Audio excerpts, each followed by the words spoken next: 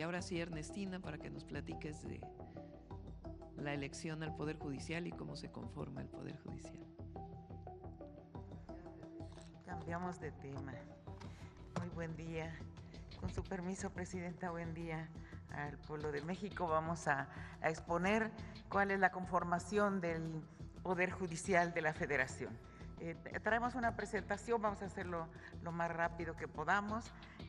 Primero decirles que la Constitución establece que el supremo poder de la Federación se divide en el Poder Ejecutivo, Legislativo y el Judicial.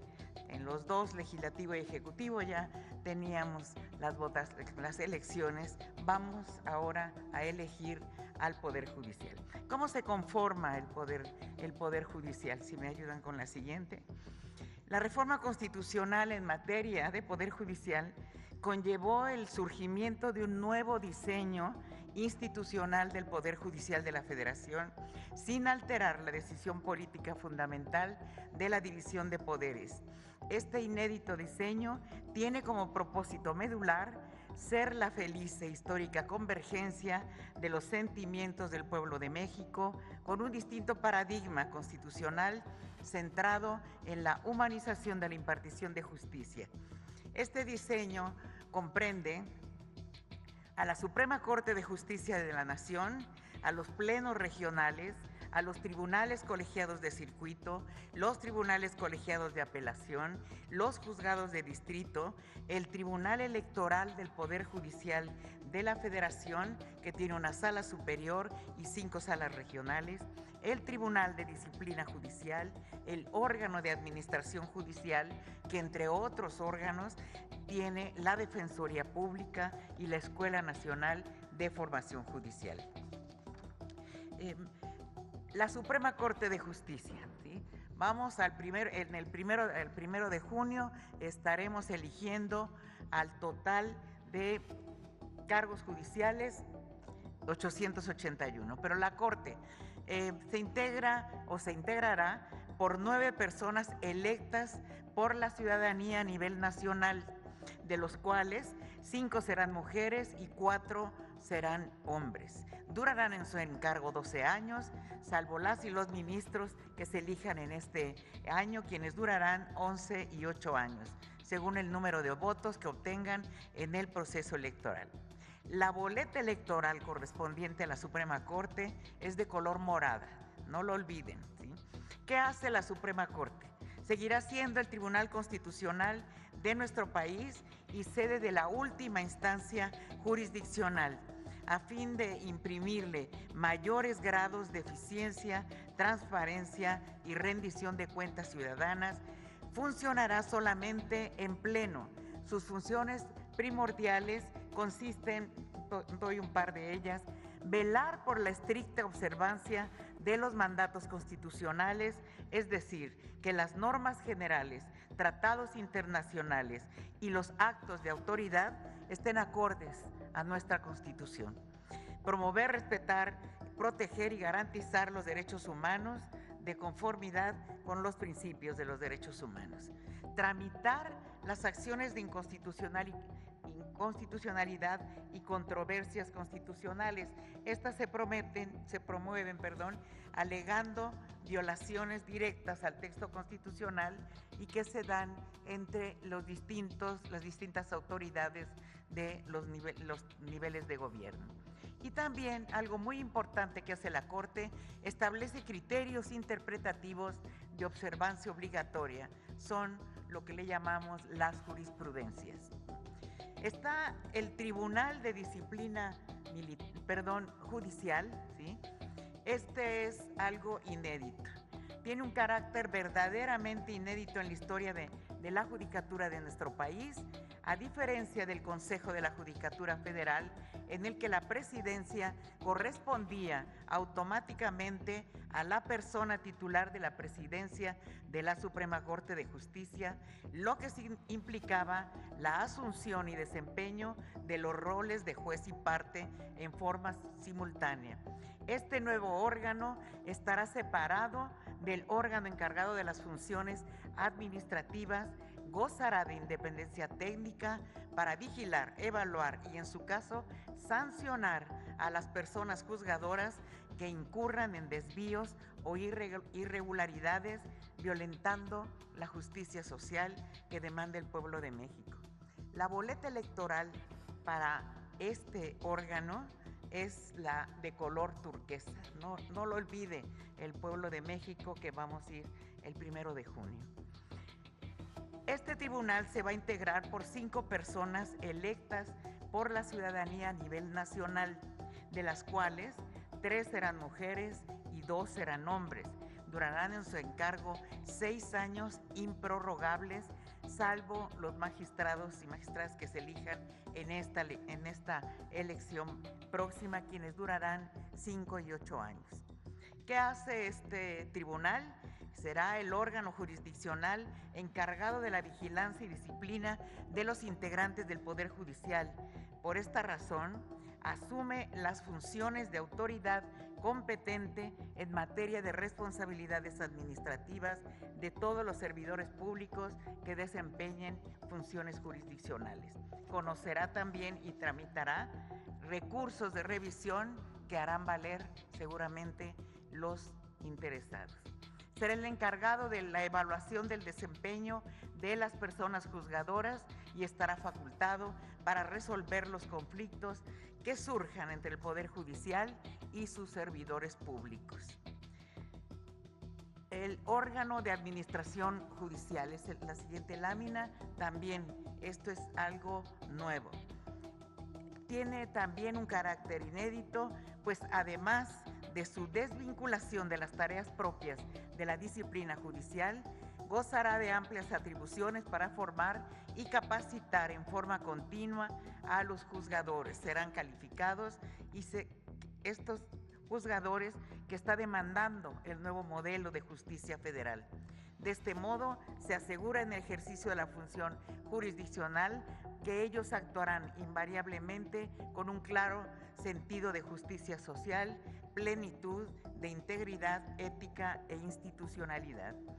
Se integrará por 5 personas, de las cuales una será designada por la presidenta, en este caso, una por el Senado de la República, votación calificada de los miembros presentes, y 3 integrantes serán nombrados por el Pleno de la Suprema Corte de Justicia por mayoría de 6 votos. Sus miembros durarán en el cargo 6 años improrrogables y funcionarán tanto en pleno como en comisiones. Este órgano es el encargado de la administración de todos los órganos que conforman el Poder Judicial, aprueba y maneja el presupuesto, coordina y supervisa el buen funcionamiento de los órganos auxiliares, tales como la Contraloría, el Instituto de la Defensoría Pública y la Escuela Nacional de Formación Judicial. Y expide reglamentos, ¿sí? Y uno más es que ya existe, que forma parte del Poder Judicial, es el Tribunal Electoral del Poder Judicial de la Federación.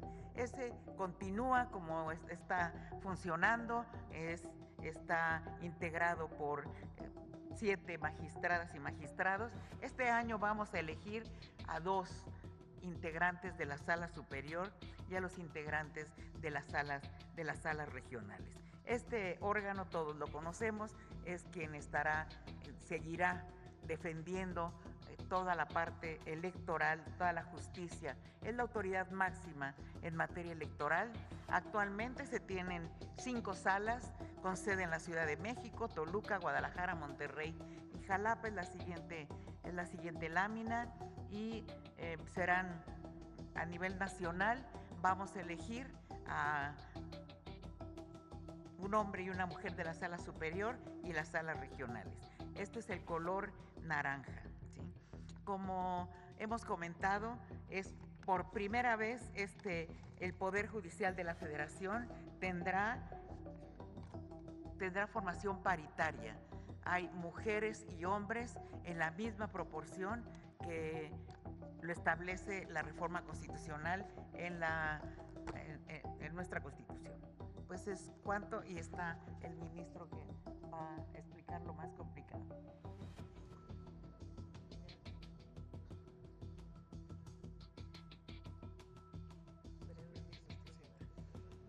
Buenos días. Ya la consejera ha explicado los órganos cúspide del Poder Judicial Federal. Sin embargo, aunque son los órganos mediáticamente más conocidos, la gran fuerza y la mayor parte del Poder Judicial Federal no se encuentra ahí. Si pueden poner la siguiente gráfica, por favor. Bueno, hay una previa de los plenos, eso, ahí, perdón. Se encuentra en los tribunales colegiados y en los juzgados de distrito, no solo porque numéricamente es la mayor parte del Poder Judicial Federal, sino porque son estos tribunales y juzgados los que tienen una interacción más inmediata, más directa con las personas, y son ellos quienes tienen mayor importancia en la vida diaria del pueblo de México. Los plenos regionales son una conformación de magistrados y magistradas de circuito, 3 integrantes, designados por el órgano de administración judicial, que tiene una función muy relevante. El derecho no es una ciencia exacta, es interpretable, hay diversas formas de ver los problemas, y cuando hay divergencia de criterios entre los distintos tribunales colegiados, estos plenos regionales van a decidir cuál es el criterio que prevalece y que obliga. Y en esta ocasión estos plenos se van a integrar por los magistrados y magistradas que tengan mayor votación. Entonces es muy importante que la ciudadanía, al ir a las urnas, tome en cuenta que esos magistrados o magistradas por los que va a votar eventualmente pueden tener esta función extraordinariamente relevante. La que sigue, por favor. Los magistrados y magistradas de circuito conforman 2 órganos, la mayoría de ellos los tribunales colegiados de circuito.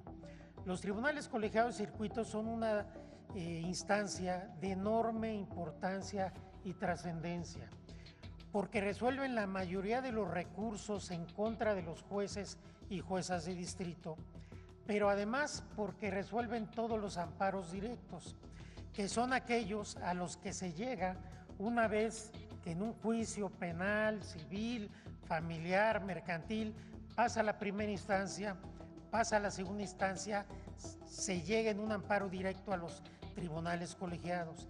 Y el 99% de lo que resuelven estos tribunales colegiados ya no es recurrible. Es la última palabra, es la última instancia. Piensen ustedes que los tribunales colegiados son especies de supremas cortes. Por eso, la votación de las magistradas y magistrados de los tribunales colegiados es de la mayor relevancia, porque la inmensa mayoría de los asuntos jurisdiccionales del país quedarán en esta instancia, no llegarán a la Corte.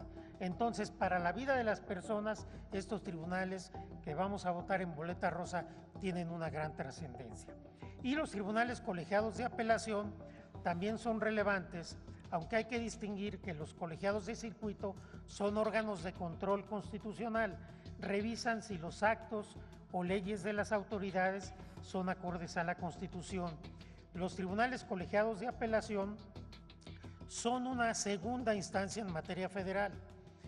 Todos los asuntos federales, por ejemplo, mercantiles o penales, hay una apelación, y aquí hay que tener también en cuenta lo siguiente. Si quien gana la sentencia de segunda instancia en el tribunal de apelación en un asunto penal, por ejemplo, es el procesado, el Ministerio Público ya no puede acudir al amparo, porque el amparo es un medio de protección de derechos humanos. Entonces, tomemos en cuenta que lo que hagan estos tribunales también es muy relevante, porque de ellos puede depender sentenciar o no a un presunto delincuente en casos extraordinariamente graves. La que sigue, por favor. Los juzgados de distrito son la primera instancia en el Poder Judicial Federal. también son muy relevantes porque son los que conocen de inmediato todos los amparos de la gente. Los tenemos en todas las materias, pero además es importante decir, ellos tienen la suspensión, esta figura procesal que puede impedir que se sigan violando derechos humanos en contra de las personas, pero también, y esto es importante tenerlo en cuenta, es un instrumento que si se usa de manera equivocada puede frustrar políticas de gobierno y transformaciones sociales relevantes para el pueblo de México. Por eso en la boleta amarilla hay que votar por jueces y juezas de distrito con los mejores perfiles.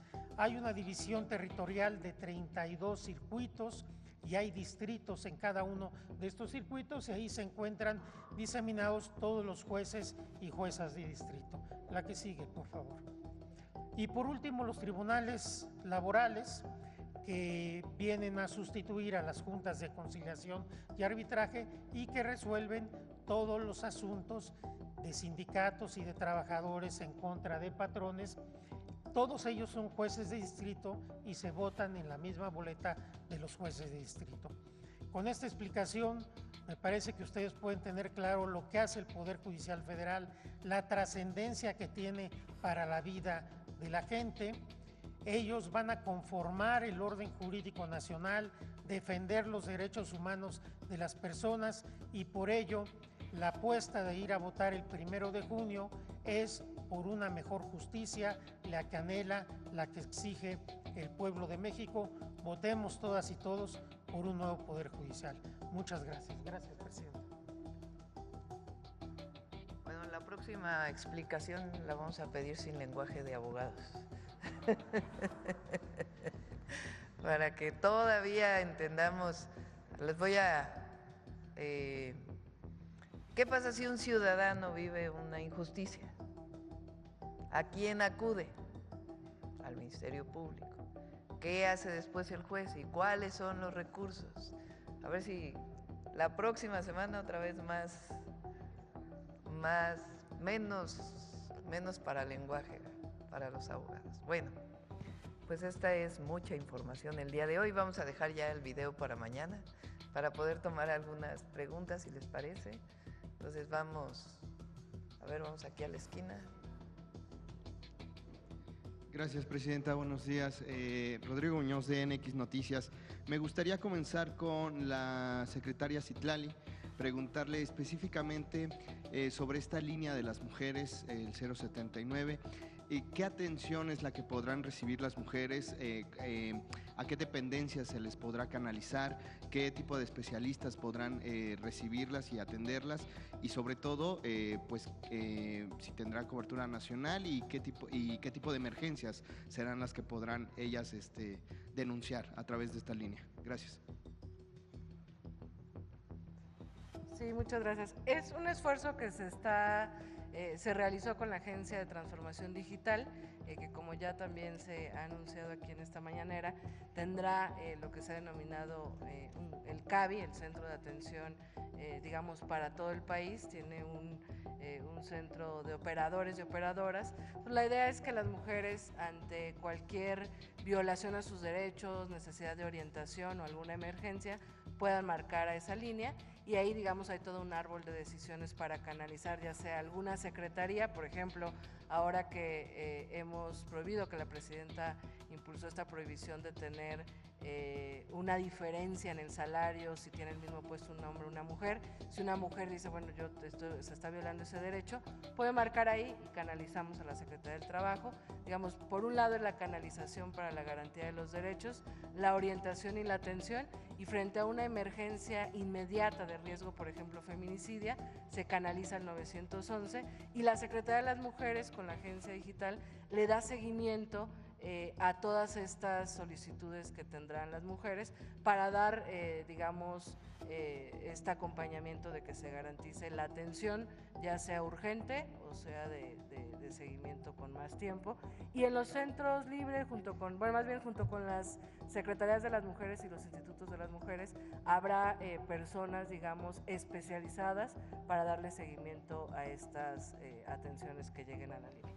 Secretaria, dentro de las fiscalías estatales se está trabajando en coordinación para crear ciertos órganos especializados en esta atención. Se lo pregunto porque, por ejemplo, el día de ayer la fiscal de Capitalina explicaba que se crearon algunos organismos especiales dentro de la Fiscalía General de Justicia para atender específicamente, por ejemplo, temas o delitos como los feminicidios. ¿Se está colaborando con las fiscalías estatales para crear estas? Sí, recordar que la presidenta de la República presentó una serie de reformas constitucionales y legales al inicio de este sexenio, y eso obliga, digamos, a las fiscalías a tener áreas especializadas y a redoblar esfuerzos por parte también de las fiscalías, de los ministerios públicos y de los tribunales locales, y estamos trabajando muy de la mano justamente porque mucha de la impunidad que a veces vivimos las mujeres frente a las violencias se pueden corregir con acciones en las fiscalías, en los ministerios públicos y con las propias decisiones que toman los jueces y las juezas. Gracias. Presidenta, mi segunda pregunta. En la Ciudad de México nosotros con Ernestina Godoy, que fue la fiscal general de justicia, ella hizo la fiscalía especializada para atender feminicidios. Y ahí se desarrollaron una serie de metodologías para disminuir o prácticamente erradicar la impunidad frente a un homicidio de una mujer que fue víctima por el solo hecho de ser mujer. Y el objetivo es que sea creado en todo el país. Eso ya está en las leyes. Eso tiene que desarrollarlo pues los gobernadores y los fiscales generales de justicia en cada uno de los estados. Y la línea 079, opción 1, se está capacitando actualmente a personas que van a estar contestando esta línea. A partir del 1 de mayo va a funcionar y todas las mujeres mexicanas pueden hablar para tener una orientación. Pero en particular aquellas mujeres que viven una situación de violencia pueden marcar ahí para tener una orientación o incluso en caso de emergencia, y quien contesta no solamente lo envía al 911, sino tiene la obligación de darle seguimiento a esta denuncia y que realmente se haya atendido. Si una mujer llamó y después por alguna razón cuelga, no vuelve a llamar, el equipo de telefonistas que está en este centro tiene la obligación de volver a buscarla para poder saber en qué situación está y si requiere algún apoyo. Y es el centro telefónico, pero es una red de todas las instituciones de gobierno federal y estatales para atender la necesidad de las mujeres. La segunda pregunta sería para el ministro o la consejera. Ayer el senador Gerardo Fernández Noroña reconocía que quizá habría algunos perfiles que no serían aptos de candidaturas hacia esta elección del Poder Judicial y exhortó al INE a que quizá hiciera ahí pues una eliminación de estos perfiles. ¿Estaríamos a tiempo de que se lleve a cabo este procedimiento y cómo se llevaría a cabo en todo caso? Depende de la sala del superior del Poder Judicial, la sala del Tribunal Electoral del Poder Judicial de la Federación. Formalmente ya están los candidatos y candidatas que están participando, ya fueron seleccionados, ya fueron avalados, pero si hay algún caso en donde se encuentre que no cumple con la Constitución, desde que tiene alguna relación delincuencial o que no tiene el 8 de promedio que exige la Constitución en la licenciatura, pues puede ser presentada. Y desde mi particular punto de vista, y veremos qué decide el tribunal, podría, aunque ya esté en la boleta, pues poderse poner una medida precautoria o, en su caso, descalificar a la persona, pero tendría que presentarse pues todas las pruebas, ¿no?, de que es así. Pero hasta ahora quien tendría que definirlo pues es la última instancia, que es el Tribunal Electoral. Perfecto. Ya por último, Presidenta, de acuerdo con el último módulo de lectura, sobre lectura del INEGI, un mexicano promedio lee 3.4 libros al año. Se lo digo porque este día se conmemora el Día Mundial del Libro. Entonces, saber cuál es su opinión al respecto de esta cifra, cómo promover un poco más la lectura en el país. Y bueno, yo sé que quizá ya no ha tenido la oportunidad de leer tanto a partir de que tomó el cargo, pero saber qué es lo que usted suele leer y cómo va el proceso del libro que estaba escribiendo. Muchas gracias. Sí. Vamos a invitar a Paco Taibo, no para que nos cuente de lo que de ayer que lo expuse de que toma mucha Coca-Cola. Pero lo vamos a invitar porque hay un esfuerzo muy importante de promoción de la lectura, de fomento a la lectura. Incluso, por ejemplo, en el caso de las redes de mujeres tejedoras de la patria, pues lo que estamos buscando es que haya ciertos libros que se puedan leer a partir de estos grupos de mujeres que se conforman con la red de tejedoras. Pero con el Fondo de Cultura Económica, estamos pues desarrollando, ya venía desde el gobierno de López Obrador, pero ahora queremos promoverlo más, clubes de lectura, grupos de lectura, que nos ayuden a fomentar más la lectura, que es indispensable para el desarrollo de la creatividad, de las mentes, del conocimiento.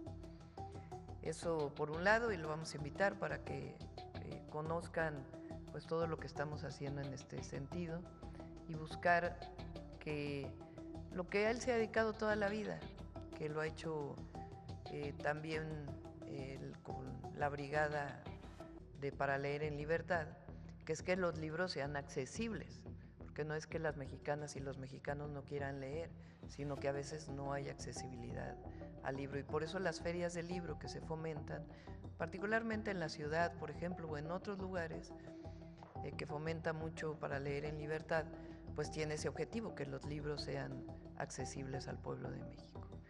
Entonces, ese es uno. La otra, bueno, ahora estoy leyendo, ya llevo un rato porque la verdad es que a veces nos tiene mucho tiempo, pero la biografía de Angela Merkel, que la publicó hace algunos meses, y eso es lo que estoy leyendo, aunque en muchas cosas pues no coincidimos con su pensamiento. Ella pues una mujer más conservadora, de promoción del modelo neoliberal, pues es una mujer que tuvo un significado muy importante, no solo para Alemania, sino para Europa.